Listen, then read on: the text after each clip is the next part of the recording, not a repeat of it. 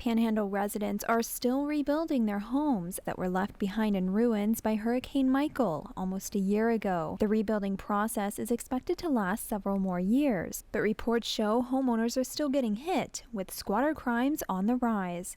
There was debris all around my house and I needed it removed, and it was just going to be like a huge undertaking. There was trees that were down in the backyard and things that I couldn't handle on my own. Schoonover later met a man claiming he was a debris removal specialist and hired him to clean up her yard. So he came here and he needed a place to stay for a few days. I wasn't living here. Well, 3 days turned into a week. She notified the police and the man has since been removed from the property, but admits she had to learn this the hard way. Your home is your sanctuary. Just don't open it up to anybody. Before the hurricane, people were in their homes, but since the hurricane, we have a lot of homes that are they're not able to be occupied.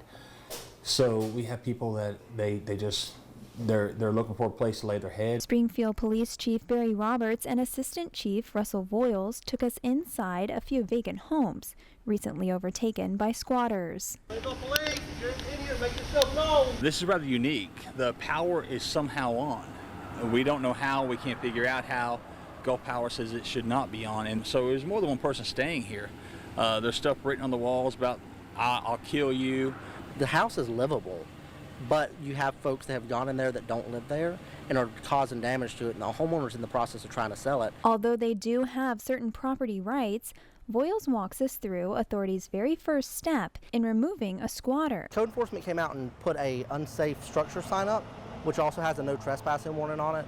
And what that does is that gives us authority at that point to go in and remove anybody inside, because it's obviously unsafe to be in there. If the building collapses and they're inside, we're not necessarily going to expect for anyone to be in there. So what we do is we come back and we'll take spray paint and actually mark the buildings with spray paint saying no entry, unsafe structure. Roberts says they've made many arrests in Springfield. One apartment we went to it with the owner of the apartment building, and she was like, this apartment's vacant, but there's people in it, the locks have been changed. And when we spoke to the guy, he was actually a fugitive sex offender. The hurricane has left a lot of work to be done, and folks are flooding here to work, but they're not all professionals, so they're looking for anywhere to stay. For News 13, I'm Amber Spradley, Panhandle Strong.